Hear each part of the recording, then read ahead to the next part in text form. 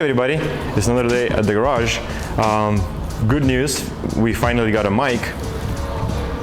I hope you guys like the quality of sound because I really hated how my camera picked up the sound and all the other noises and stuff, and a lot of things that I couldn't really edit out. But now I hope this is gonna sound much better. So I'm at the garage by myself. Gail is busy again. If you don't remember, where we left off is I pulled the differential out of the Z4 and I was gonna get a different differential with a higher ratio, meaning it's gonna be easier to drift, and I finally got that.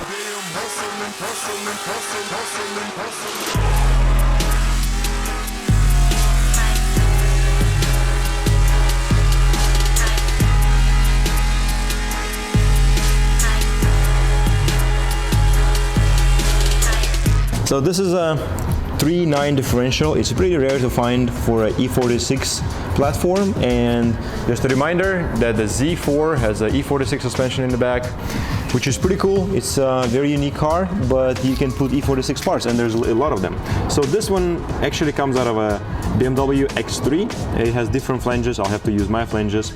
And the interesting thing is, now I think that I'm not gonna put the 3.9 because the 307 is gonna be better for a beginner like Gail, and she's gonna have to stay in second gear for at least first year that she's drifting.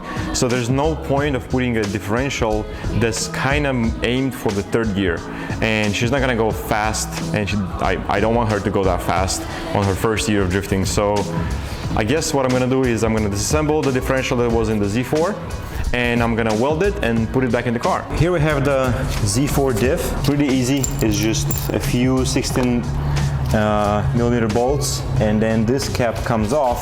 This is where my first surprise came. So the E36 has bolts on the side, and when you unbolt these, you remove the flanges, then you remove the side caps, and this center section comes out.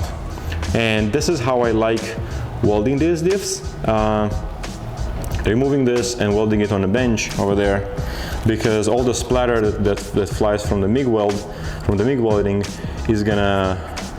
can fall in, and in my case it did, and broke one of the differentials inside. I guess I'll have to weld this one in place. I'm not really happy about it. It is what it is. I'll try to cover these sections with some non-flammable rags and stuff like that, and just weld this section over here. I usually weld over here, over here, over here, and over there. So I'm not using a plate here.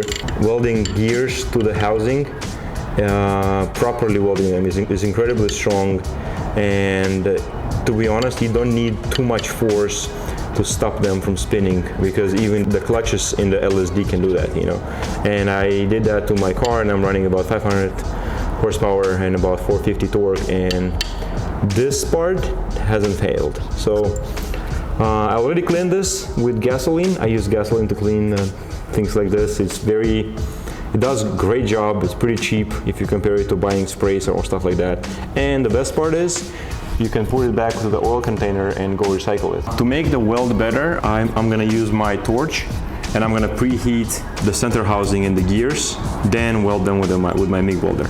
So I'm not trying to get it glowing red, because I don't want the heat to burn the seals on the left and right. Still, it needs to be hot, just for better penetration. And I'm gonna heat only one side, because while I weld this side, the other side is gonna get really hot, and I don't have to preheat that. While this is preheating, I'm gonna set up my welder and start welding. All right, so the welding is done. As you can see, there's a lot of these tiny little balls. That's kind of what I was afraid of the most. So I'll have to clean this really well, make sure there's nothing on the gears, because this can potentially break the differential. Other than that, we're done. It has to, when I let it chill, I'm not gonna splash water on it or anything. The longer it cools by itself, the better, the stronger it is. Okay, we are done with the differential. Everything is back in one place, and everything is torqued to spec. That's it for today's video. Let me know what you guys think. I think it's a pretty cool car, and we have a lot of cool things coming for it. The rumor is it's gonna have a fat wing and nice wheels and all of that. Subscribe, and definitely stay tuned for more.